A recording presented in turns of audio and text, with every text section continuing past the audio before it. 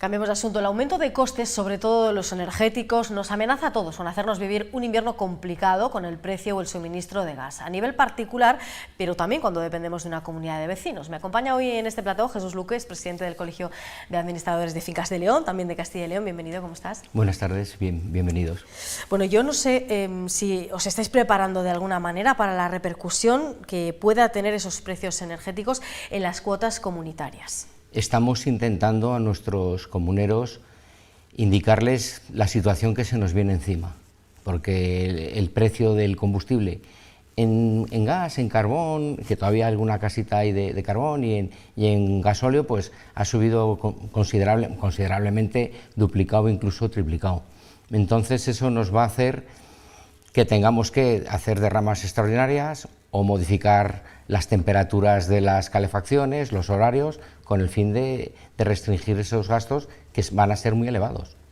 ¿Son esas algunas de las alternativas que hay, el reducir un poco la temperatura del calor? No sé si teméis que se produzca una ola de impagos entre los vecinos por la presión económica que puede sufrir la economía de muchas familias. Nos tememos todo, en este momento nos tememos todo. El impago va a ser porque los costes son muy elevados y habrá personas que no puedan pagar los recibos comunitarios, y también estamos sopesando cómo reducir la temperatura de los edificios o cómo reducir las horas, porque hasta ahora hemos vivido en una época de confort, hemos tenido la calefacción que queríamos a unos precios relativamente asequibles, y eso se ha acabado.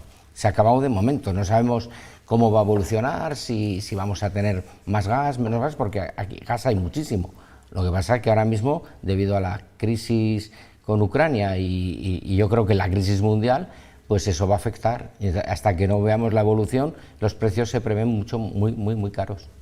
Al margen de ese escenario que se vaticina de cara al otoño y sobre todo más al invierno, su sector, el de los administradores de fincas, se vio también afectado por la pandemia. Se eliminaron parte de la actividad, como esas reuniones entre propietarios que se han recuperado hace unos meses. ¿Ha pasado factura esa situación? Muchísima factura, porque hay un pensamiento que no hicimos nada durante la pandemia, y durante la pandemia fuimos un sector esencial, porque la población estaba en las viviendas y las viviendas tenían que funcionar.